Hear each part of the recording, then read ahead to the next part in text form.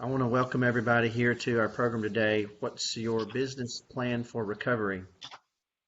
As you know, we've been hosting a series of webinars for probably the last 2 months now. We're trying to stay ahead of what's going on and anticipate what the needs are. We first got out and started doing research on the SBA we had one of our team members, Alex Warner, up to speed on all the SBA, the PPP, and all of the programs before the bill was ever passed. That way we could have a series of webinars, and we got early out in front of that. Um, I think Alex himself has probably helped over 150 businesses that otherwise would not have gone and done the PPP. Now that we're moving into more of a recovery type stage, we're trying to anticipate what the business needs are. And one of the things that keeps coming back is, most people feel like they've just got through that. Now they're looking on the horizon. And so I reached out to a personal friend of mine who I've known for many years, who's going to be our speaker today. We were talking about this, and I asked him, I said, is there something that you could do to put together for me? And we started talking about, what's the strategies these companies have for recovery. So Darren has put together a program for us. Before I get into that, I just want to make it known that I know that there's a few people online already. We expect more to come in. But if you have a question, if you will, up in the top right-hand corner of your screen is a little chat box. Post your question up there. I think Darren will probably take the questions at the end after his presentation. If there's any questions, then if there's still just a few of us, you're more than welcome to bring your screen up. If there's less than 12, we usually ask people to go dark, let the presenter have the presentation, and then come back on at the end. So if you don't mind, go ahead and mute your video and your mic, and I will introduce Darren. Darren Cantley, Darren and I have known each other for about 15 years maybe. Yeah. I was invited by Darren and the executive team to come in when they were putting together a bank, and Darren was our CFO. And a lot of respect for Darren. He left banking a few years ago himself, and is doing executive coaching and has several entrepreneurial ventures for himself. He's founded several companies, including the bank that I was just telling you about. I've known since we worked together, he's actually rescued a few banks that were in trouble. So he works for all different kind of businesses that are struggling and needing help, and businesses are growing and wanting structural advice on how to scale the business up.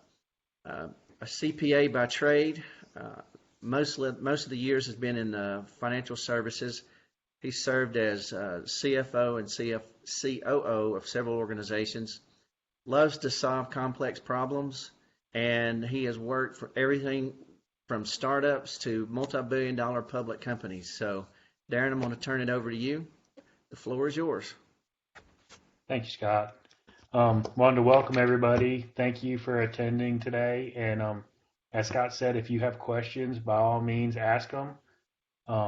If I can catch them during the slides, I will. Otherwise, we'll cover them at the end. But this is the About Me slide. Again, Scott kind of covered it, but I'm just like you guys. I'm an entrepreneur. I have business ventures going, trying to find my path through this scenario. So, I'm right there with you. I'm not that person that's sitting there telling you, in theory, here's how it should work. These are time-tested processes I've been through and we're using now within my organizations. So the first thing is kind of, as we look to recovery, what's that going to look like, and do you have a plan to get there? Because your business is no different than you taking a trip to go somewhere. Whoever thought the U.S. economy would shut down like this, and the worldwide economy would close as well? Economists are commenting that the recovery is going to be slow. probably second wave in the fall, and our last major pandemic is had 3 waves. So, what we have to do is we got to create that plan so we know our path out, and what would your business be, and why would your business be any different, especially now, as you're trying to find your way out? Do you have a plan for where it's headed? Because if you don't know where you're going, you're never going to get there. And if you know where you're going, you can create that path to get there. What obstacles are in your way? Where we know that the path is never going to be straight. When you go on a road trip, there's always construction, there's always traffic lights, there's accidents, and you're constantly kind of moving around. The same thing is in place with your business, especially dealing with a pandemic like we're dealing with now. There's so many unknowns. What will the customers come back right away? Will they come back in stages? Will your vendors be there? These are all things we need to consider and kind of have a plan for. And do you understand the current state of your business? We all want to think everything's going to be okay, but we need to realistically step back and assess the business and say, I have enough cash to make it through this, or I don't have enough cash to make it through this, and now I need to create that plan to get that cash in place. Understanding your business is even more important than now. You've got to know your financial statements inside and out and know your key drivers. Not just financial. We all know the gross margin, inventory turns and stuff like that, those ratios, but we also need to look at operationally. Are we running as efficiently as possible? Is there places where we can save some money to weather the storm and potentially a second and or third wave? And then your options that you have available. Having a list of those and knowing what those are is key during this time. Because again, when you're in the heat of battle, it's hard to create that list. It's hard to find those options. So it's just critical right now to find that. When you're in the heat of battle, making an emotional decision can lead to bad decisions because they're not based on facts or reality. So, while we have this path and, we've got the PPP in place, we're looking to start planning coming out of that. Now's the time when we need to lay that groundwork of what do we want the business to look like on the other side. And then the foundations of your plan, building a house requires a foundation. Your business is no different. The plan will change based on circumstances. You make changes to the house like painting, building a deck, landscaping, which changes the appearance, but doesn't change the foundation. All of these plans and these building blocks contained on the screen are the same thing. These will change. These need to be fluid, but you need to have that path started so that you know how to get to the other side. A financial forecast is critical. That kind of tells you, are you going to be profitable? Is your pricing appropriate? Are you on the right path? Your historical financials are kind of your key. That shows your scorecard of how you've been performing and kind of shows you the trends. So if you're looking at your profit margin condensing or your net income moving more towards a loss, that's clearly something you need to look into because you don't want that trend to continue. And that's where you can use your financial statements, your historical ones, to kind of go into your financial forecast to lay out that path to come out the other side. Right now, your cash forecast, that's critical. You've got to know how much cash you have, how much runway you have based on your current expense load and the projected revenues coming in. If you do not know that number right now, you need to know it by the end of the week. It's that critical. Financing options, again, you've got to know what options you have available because, and it may be an option you're not thinking of right now. Who would have known the payroll protection program would have gone in place so quickly to help bail people out? You've got to have tons of options available and have it kind of laid out of what would be your first, second, and third choice so that when the time comes, you have that available to you. If you don't have any options, you need to start finding some.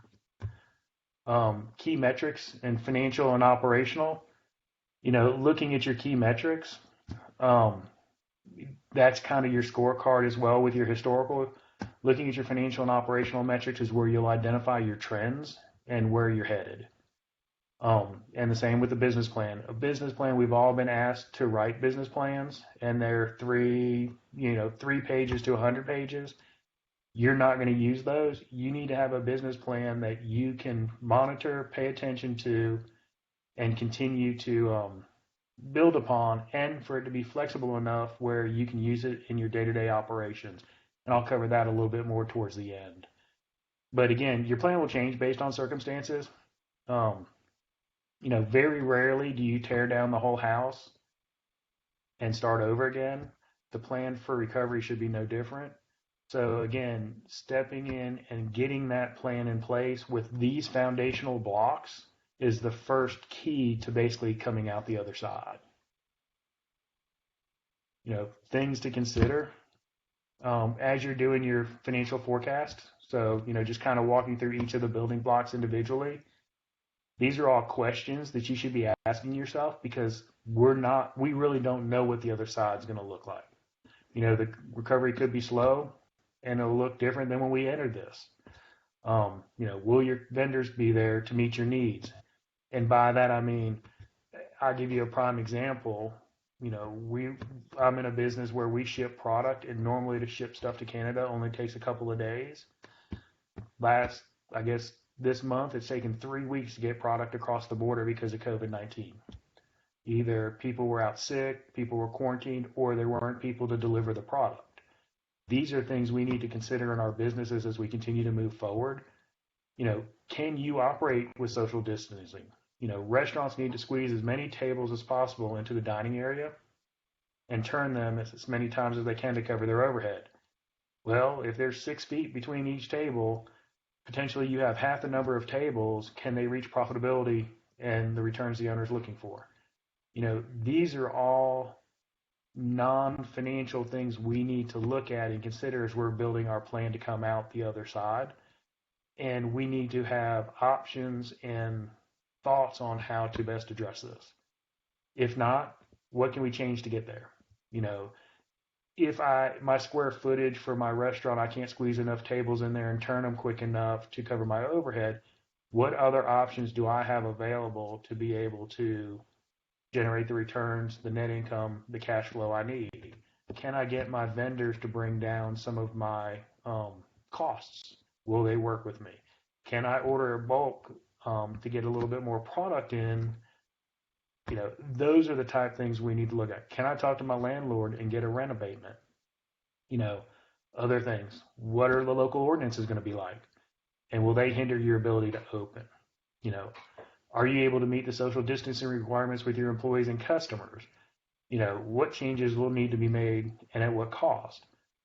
If we have to put up shields, all the grocery stores that have put up those plexiglass shields, Lowe's and Home Depot, those were costs they had never anticipated.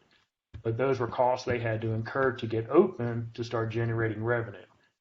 These are the things as business owners we need to look at and say, what do we need to do to get open, to make our customers feel safe, make our employees feel safe, and start generating revenue in whatever line of business we're in. Other thing is, kind of the social distancing plays into the next question to ask yourself is, will my customers come back and how quickly? They're saying this could be a slow recovery. If the majority of your customer base is senior citizens, chances are it's going to be a little slower recovery than if your students are all of your customers are 18 to 20 years old. Got to pay attention to that. And or how do we market to them so that they are comfortable so they will come back? Other thing to consider are your lead times and products and services. Looking at your products and services, will your vendors be there? And will they have enough people in place to service their customers? Are the trucking companies going to be there? Are the logistics? If you're a service provider, do you have the technology in place to be able to service your customers? Paying attention to your expenses. Again, every dollar out the door, you got to make it back in somehow. Are there any expenses you could eliminate because of the current situation?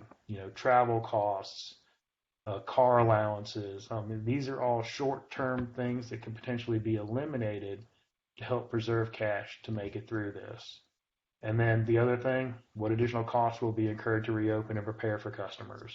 Again, going back to the shields, the plexiglass shields in the grocery stores and Home Depot and stuff, that was not expected.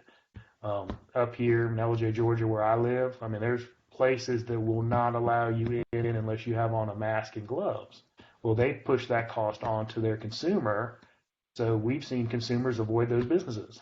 The masks they're okay with, but to go out and have to buy masks and gloves just to enter that business, the customers have made the decision on a couple of these places that that's just not a cost they're willing to incur. So we've got to look at that as you're assessing your financial forecast to say, what else is there out there from a revenue side as well as an expense side to help you come out the other side? The other key is your financial statements. I'm amazed at how many business owners truly do not understand their financial statements. And these are really the key and the guts of your business. It's your scorecard. Everything that happens in the business flows through one of these statements, whether it be the balance sheet, the income statement, or the cash flow statement. Your income statement is revenue and expenses for the period. Everybody knows to look at the bottom line of that for, did you make a profit or did you have a loss?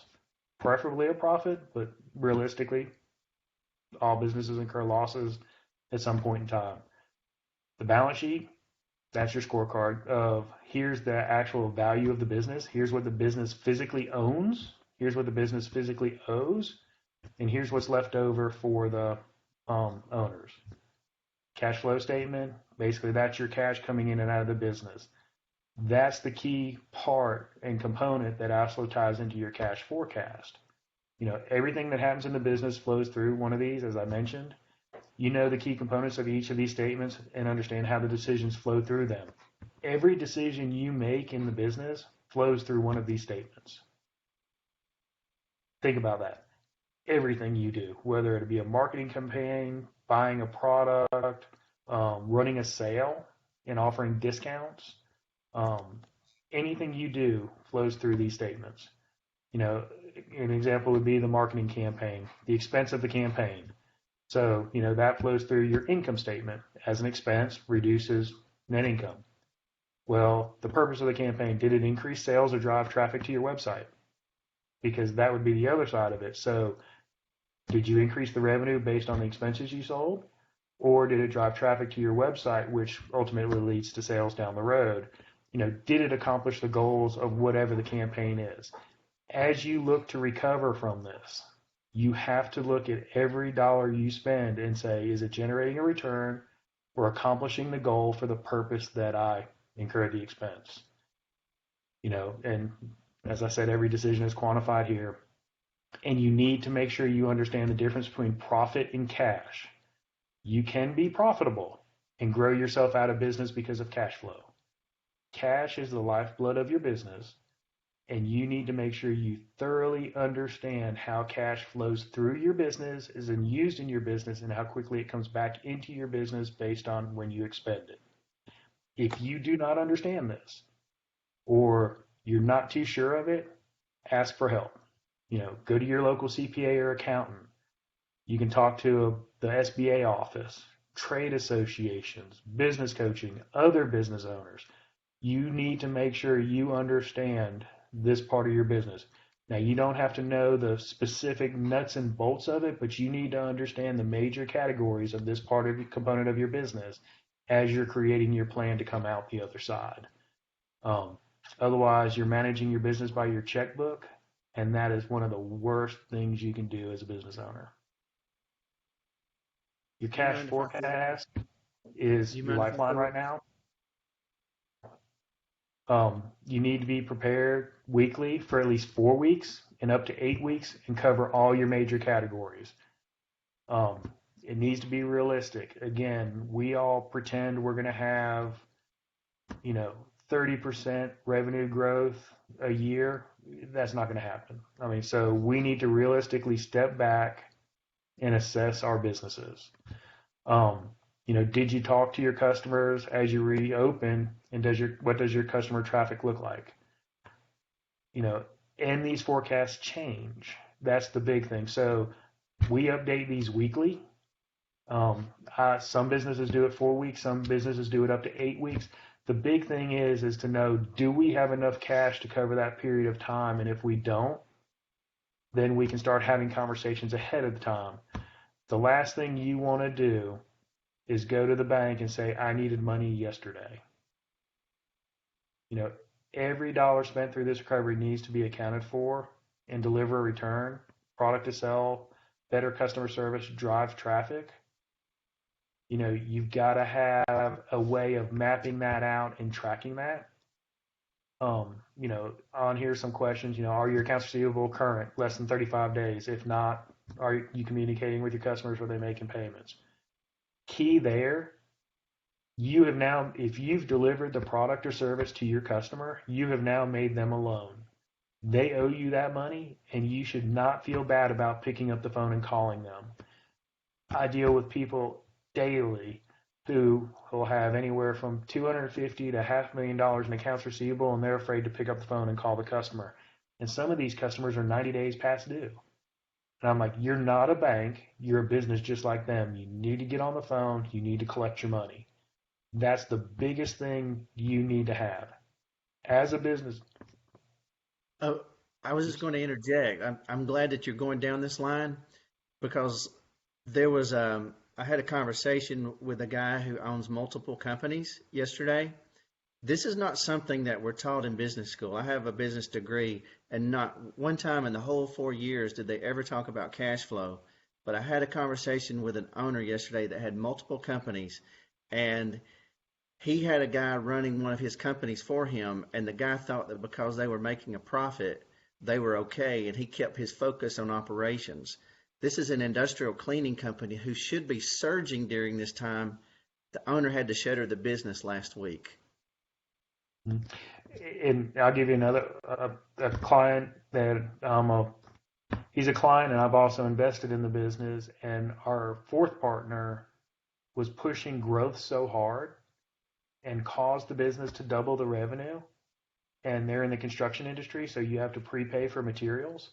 Well, when you add a $3 million contract and you have $1.5 million in expenses that has to come out of operating earnings, to get to the project, and then you're paid anywhere from 60 to 90 days later, this company about went out of business and grew itself out of business because they did not have the cash flow or the resources in place at the time.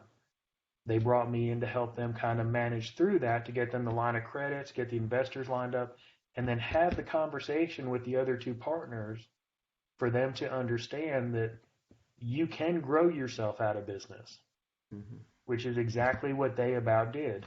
Now, they've scaled back and they made it through it, but that was a very tough lesson to learn. You've got to pay attention to cash, and right now your cash flow is your lifeline. So somebody needs to own the preparation of these reports, the collection of the money. And and it goes the other way too with your vendors, because your vendors want you to be there, especially if you have a good relationship with them. Talk to them. Have a conversation with them. A lot of times they'll work with you to make payments, or accept credit cards. But the big thing is to have that conversation and say, guys, here's our situation. We're in the same boat you guys are. We'll send you what we can. We don't want to go to collections. We don't want you to have to incur the legal expenses of coming after us. Let's work this out. And then looking at your equipment, pay attention to that. If you have something sitting in the corner or something that hasn't been touched in a couple of months, look at selling it. And you may think it's worth $10,000, but in reality, right now, it might be worth $2,000 if that gets you $2,000 in the door to keep your business around for another month. Pay attention to that. Inventory is another key thing. We all look at our inventory. Sales are slowing. I'm sure every one of you, just like me, are getting bombarded with sales. Dick's Sporting Goods running 50% off. Orvis running 25% off. You need to look at that, because turning the inventory and getting that cash back in your business sometimes can be more important than making a profit, because a profit, just because you show a profit at a bottom line doesn't necessarily mean your business is going to be around in 30 to 45 days. But if that cash is in your hand, it will be. So sometimes it's better to take a slight discount and sell them, to move the product to get the cash in the business than it is to hold on to it to keep your margins up in a situation like this.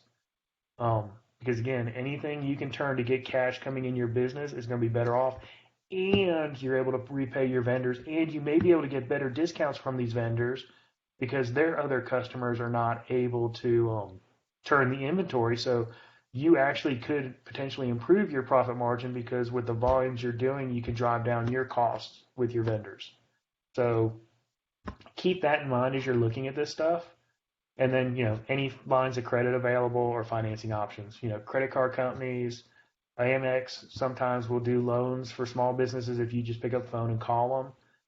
Your thing is you cannot be too proud right now. You've got to ask for help, look for help, and get creative on how you go about getting it. Because again, there's resources out there and there's ways to do it.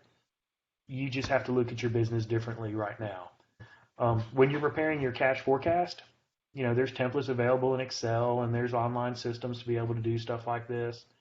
The big thing is when you're laying it out, what I like to do is I put all my critical expenses up at the top. I'm going to pay my people. I'm going to pay for my materials so I have product to sell. Then my next category is usually occupancy because I got to have a building to have it in and pay my utilities. And I work my way down so that if I need to start cutting costs, I know I can start at the bottom and work my way up. So, that go-to meeting subscription, you may not need that. So you cancel it. You look at all these different expenses, and it doesn't have to be line by line expense, but major categories. But it does help to look at that and to prepare it weekly, look at it, have a conversation around it, and understand it. Any of these reports that are prepared and looked, if they're not looked at, they're not doing you any good. And all of these are tools to help you run your business. And you need to pay attention to them and understand them. Your funding options, this is critical. Keep a list of options. And when I say keep a list, write it down, have an Excel spreadsheet, have something that you can use to look at. And, you do not want to try to create this list at the last minute. It's easier to get funding if you say in 8 weeks, I'm going to need, $50,000 versus I can't make my payroll on Friday. That's the last conversation you want to have. Cash forecast will help you lay that out. You'll be able to see that I'm running short on cash, and you can start having dialogues, and people are more likely to work with you. Ask what would needed to be approved, and if possibly go through the process. If you don't already have options or you have not already had that conversation with your banker, have that conversation. It may be as simple as preparing a set of financial statements, going through it with them, and then just saying, hey, here's the structure we've put in place. This was a very good learning experience going through this situation, and we're doing cash forecasts. Here's my financial statements for the last couple of years. Here's my cash plan, and this is where I know where I'm running out. A banker is going to take you serious and probably move you up the line for loan approval versus if you go in and say, hey, I need money Friday, and I just found out. So planning is critical as you go through this, and that conversation is critical. One of the things we did with a couple of our clients, estimated cash as we were heading into this, and we looked at it and said, okay, if we ran 60 days with no revenue coming in, granted, most of them have some form of revenue coming in because they had accounts receivable, but if we had no revenue, we hit the lines of credit. So this way they had excess cash. So the owner had the comfort and they weren't worried about, am I going to be in business in 30 days? So this way we basically prepared for basically 4 to 6 months to work through this. So they weren't in crisis mode. The owner wasn't losing sleep.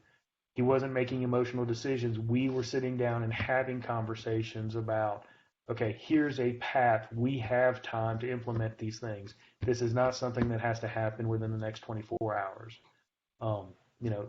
It's communication. Communication is key, especially in crisis situations like this. talking to your banker.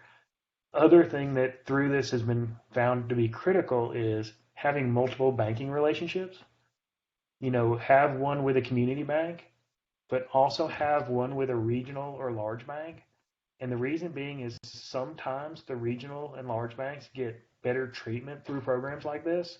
In this scenario, there was money specifically allocated to community banks. And most of the people I know that are involved with a community bank, their process was a lot easier and smoother to get government assistance than it was through the larger banks. But it's always good to have multiple banking relationships and resources. And it's not just having an account there. Who is the branch manager? Who is the head customer service representative? Who's the commercial lender? Knowing the commercial lender in your branch or your local bank is critical, because if they know your name, they're more likely to move you up in the process versus if you're just a piece of paper laying on a desk.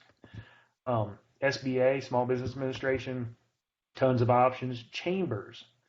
I think the U.S. Chamber, someone is doing $500 loans or $500 grants to businesses. Talk to your local chamber, see what's available at the national level and at the state level, because sometimes there's stuff out there. Same thing with credit card companies and then the government programs. Paycheck Protection Program and the SBA's disaster funding. It was a clunky rollout, but the fact that they were able to issue as much money in such a short time period is phenomenal. This is definitely a record. Put a lot of stress on banks because they were forced to be the intermediary, but they've done a good job of kind of managing through this.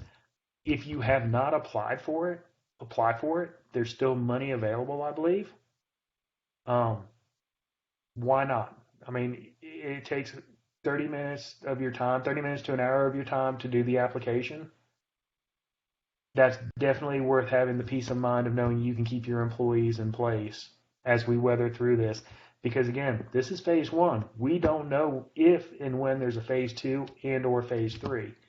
So the more comfort you have, the more you can make your decisions based on facts and realistic assessments versus making emotional decisions and getting caught. Other thing, key component of this, metrics.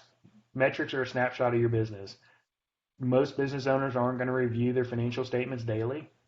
But if they have a little dashboard of financial metrics, usually 3 to 5 for each of these categories, financial, operational, and economic, this way what's coming. The pandemic, we saw it coming. There were conversations in October, November, but nobody anticipated it was going to shut down the world like it did or bring every economy to a screeching halt like it did.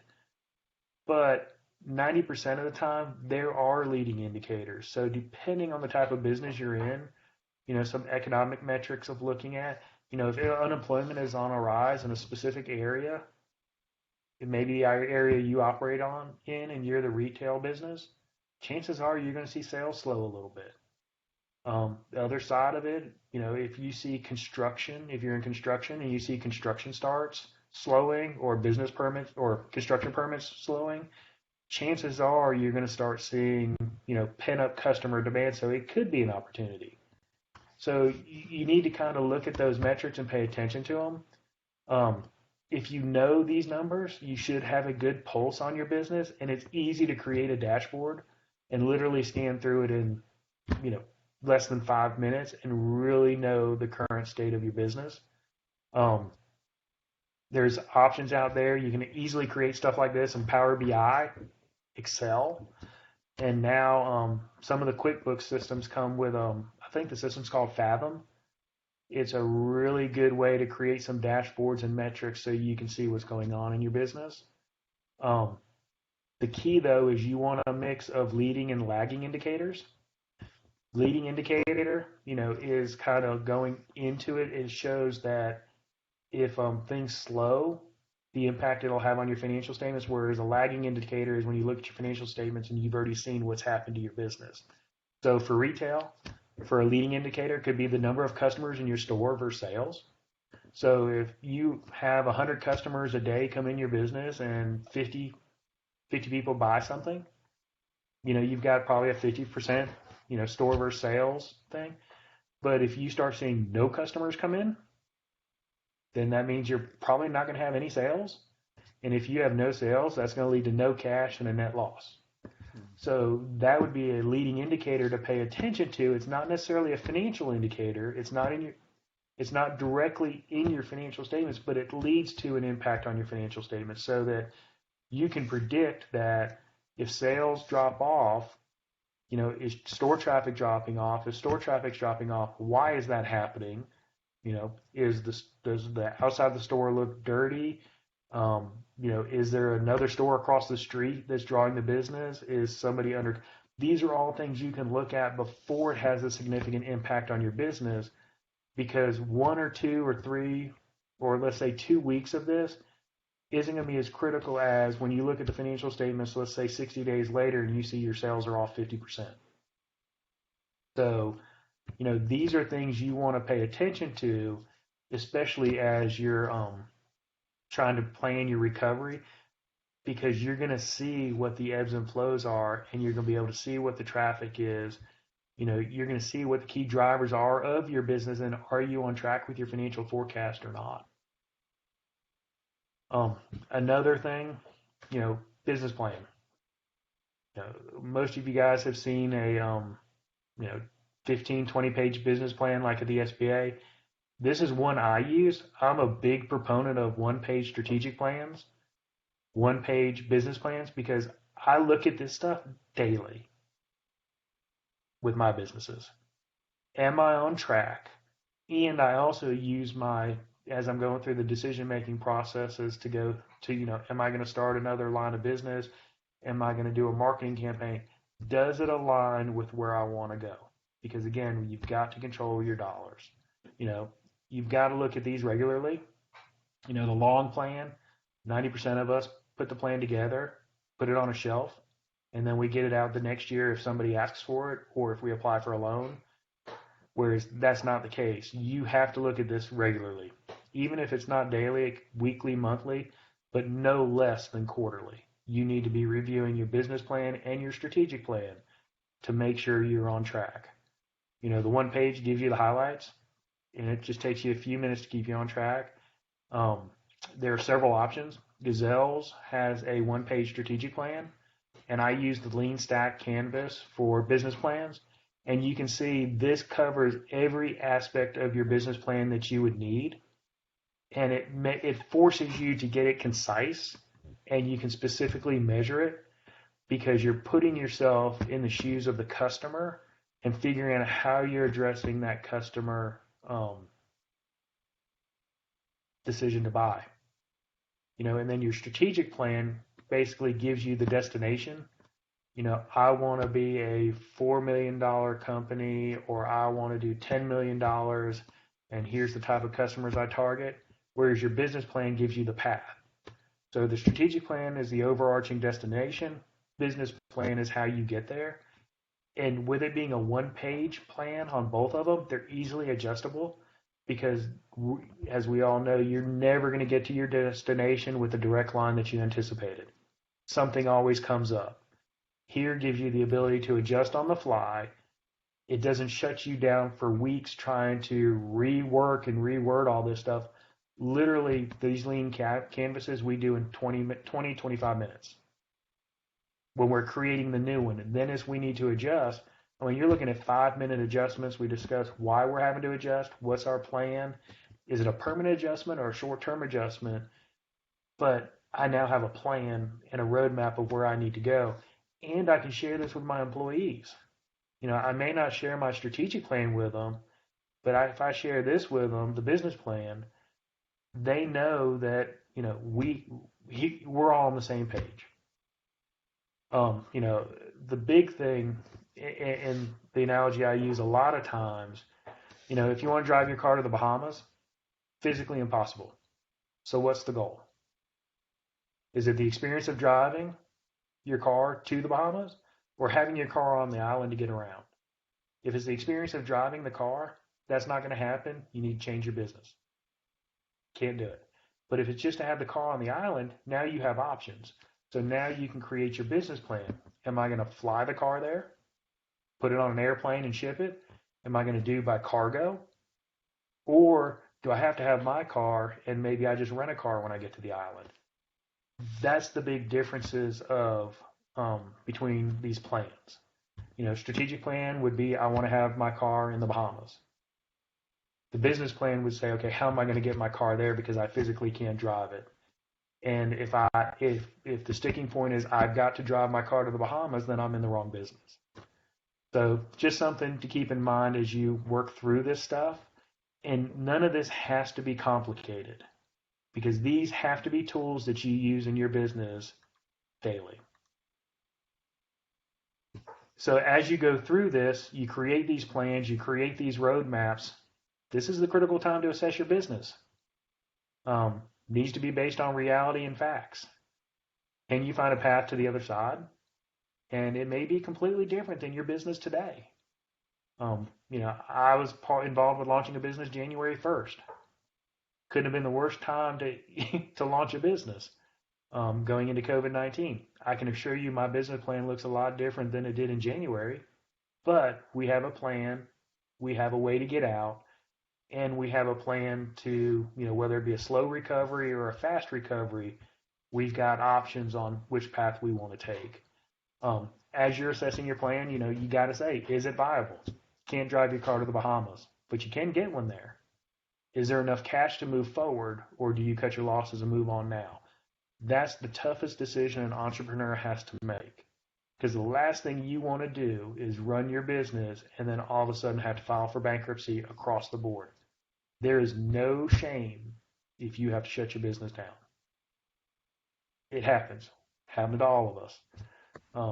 If you decide to push forward and you have a viable plan, the other gut check you have to do is, do you have the fortitude to push through? This is going to be a rocky road coming out of this. We've got to figure out the best way to move through all of this. And there's going to be tough decisions that have to be made along the way. And are you willing to make those decisions? Or, is it time for you to move on? And then finally, will your customers come back? Again, we don't know the answer to that. We've got to figure it out. But we've also got to figure out what can we do to encourage our customers to come back to make them feel safe. All things we need to keep in mind as we move through this. And to make your decision of, do you move forward? Here, you got to create a plan. You need a roadmap, just like you would on a trip. You need to take the emotions out of the decision-making process. You've got to have it based on a realistic facts and circumstances.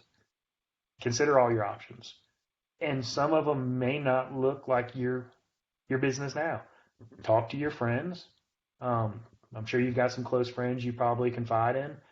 Talk to them. Get their thoughts on the business because they may have some ideas for ways you can pivot a little bit and continue down the path of what you're doing. Talk to your bank and CPA/accountant. Got to keep them in the know. Your CPA sees tons of businesses. They may be able to have some thoughts for you, some suggestions based on things they see. Same thing with your bank. They're constantly looking at loan applications. They know what's going on in the market. They know what kind of loans are being approved. So, having that dialogue and that relationship with a commercial lender or someone on that side is critical. And then find the tools to automate as much as possible. And Excel isn't always the answer. The more automated you are, the more efficient you're going to be, the more likely you are to look at the information. Because if you're preparing the information, chances are you're not going to look at it. You need to make sure you can automate as much as possible, keep that overhead low, and get the systems out. And there's nothing more important than knowing your numbers. Knowing the key metrics that you need to know in order to make it through this. And plan for coming out the other side. If you don't know your key metrics and you don't know the key drivers of your business, have a conversation with somebody. Figure that part out. Big thing, there is no silver bullet. Wish there was, but there isn't. It's going to take a lot of small wins to make it through this and making sure the plans are in place to get there. with that, I will wrap up and take questions if there's any questions. Darren, there's one question that came in from Alan that you met earlier. He asked, what are you seeing with lenders' receptivity to businesses with cash flow issues? Is there an appetite? Oh, there's actually, answer that question first. There's several parts here. Um, we are seeing if the business has been around a while and they can show that the cash flow issues are based on the current environment, and there are options and the owners are very vested in the business, we are seeing bankers receptive to working with them, but that relationship needs to be in place. It just takes a little bit of work on the business owner's part. But I've got a couple of companies I've worked with that had serious cash flow issues, and we met with the banker monthly. Hey, here's where we are. Here's our plan. Here's how we're course correcting. And then we'd meet with them next month, say, okay, here were the targets for this month. We've met those targets, and we've done phased in approaches versus, hey, I need $100,000 today. It's like, I need $100,000, but I'll do $20,000 this week if we meet the metrics. Then we'll do the other 20, almost like a line of credit, and basically just going back and showing them that we're making it through the path. So yes, I have seen it, but I've also seen where you go in and the banker goes, yep, we're done. But no banker wants to do that, especially if you already have some type of relationship with them. And if you owe them money, the last thing they want to do is see that loan go bad. The other question I think is really, there are two questions, but they kind of go together. One, what's the bank's appetite for unsecured debt and relaxing current terms and restructuring debt? Unsecured debt, not a huge appetite. Again, the challenge with most banks is they're dirt lenders. They're not cash flow lenders. Sometimes you can find a banker who understands that, understands cash flow, understands businesses. If they're a dirt lender, they're going to want real estate or something that they can tangibly put their hands on. So, from the unsecured point, not much. From a restructuring part, obviously they want to work with people right now because they don't want the loans going bad. So as long as you're communicating with them, laying out a plan, and showing them that you're not flying by the seat of your pants, most of them will work with you. And if they won't, then you have the wrong banking relationship. Darren, this is Alan. Can you hear me? Yeah, I can hear you.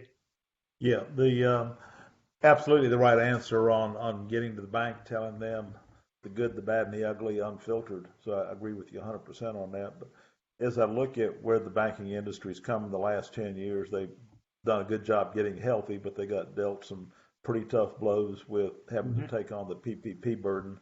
And if you look at all the public banks, when they have to disclose their earnings, and I think those that are not public are following similar trends where they're dumping a lot of money into loan loss reserves right now, anticipating some downgrades. So I think they're also concerned about future examinations when there's going to be some deterioration in the loan portfolio. And I think there's going to be a lot of tough conversations with banks on how much can they relax without getting in trouble with their regulators, but allowing a business a little extra time to stabilize and get the revenue back on track to cover their minimal expenses. Do you see many folks with cash on the sidelines that could be a rescue opportunity for some businesses that have run out of traditional debt and may want to look at some equity structures? It may involve some dilution of ownership, but it could keep somebody from going out of business. I'm seeing a lot of that. But to go back to your bank question or bank statement, I agree. But the banks are being extra conservative right now to prepare for. They'd much rather see it as a boost for earnings down the road. So they're using that, because they're making good money off of the PPP program. So dumping that in, the regulators have already relaxed the capital requirements in banks so that they can show losses. But the ultimate goal is if the banks are smart, they'll work with the customers that have done the payroll protection program and work with them to help them get those debts forgiven. And if they work with them and they structure things the right way, the bank, is not going to incur a loss. So that's round one. But then round two is, yes, there are people out there, but again, they want to see that the business owner's engaged, the business owners know what's going on, and the business owner is not just blowing the money. I know of a situation where an investment group went into a company, they put in a $3 million injection. The CEO and the president gave themselves $50,000 raises the next day, and then one went out and bought a Lamborghini, and the other one bought a limited edition BMW. And that is a true story from a company that I directly know about. So, we do have those instances out there, but there are investment groups out there, and there's quite a bit in Atlanta, which surprised me. But yeah, to answer your question, yes, there are, and there are groups that are specializing in this, where they will come in and they'll help with the management structure of if they think the business is viable, has a ton of upside, they'll go in and they'll do some type of an equity investment, help the business owner put the management structure in place for the missing pieces that the business owner doesn't have, and they become the partner. I've seen those work really well, and I've also seen a couple of them that are just horrible situations. Good, thank you. Gentlemen, I apologize. I'm going to have to drop off because I'm moderating another call in about 45 seconds. Darren, good presentation. Thank you for your time. Scott, appreciate you putting it together. Thank you, Alan. Yes, sir. Thank you. There's a couple more people. If anybody has a question, please, by all means, put it out here. You're welcome to put your video on and ask Darren directly. One of the things I was thinking of when you were talking early on in your presentation, I hadn't heard about the triple bounce. I had heard that there could be a second one, but I guess it was SARS where there was a triple bounce. I didn't realize that. The pandemic in 1908, I think it was, had 3 rounds. Okay. Everybody when we first got into this, we were really hoping for a V-shaped recovery where it was down quick and up quick. Mm-hmm. And they're realizing that it's going to travel along the bottom a little bit longer and then a slower recovery up. But Beth and I, a few weekends ago, when they first opened up the restaurants for at least outside seating, it was a pretty Sunday afternoon. We wanted to go to one of our favorite Mexican restaurants. There was a 3-hour wait to get on the patio. And I told her, I'm like, that's not sustainable. I'm like, the group that's in there, the managers is going to have to do something to get people out if they're going to really turn and generate money, because people just sitting there drinking is not as much as food and drinks of a recurring crowd. And so it made my mind start to wonder. I'm like, if this thing is a slow recovery, that means the things that we're putting into place, these operational things, are not temporary. These are long-time structural ways we do business. Mm-hmm. Well, there's no question of that. It was just a comment, an observation. And when you said triple bounce, I thought, wow, that really cements it right there. Restaurants are going to have to turn, if they can't host as many people, they've got to turn and burn. Hotels, restaurants, everything. I mean, it was amazing, some of the economists I've listened to lately and some of the predictions they have, and then showing just the drop off of the cliff when all this started. Yeah.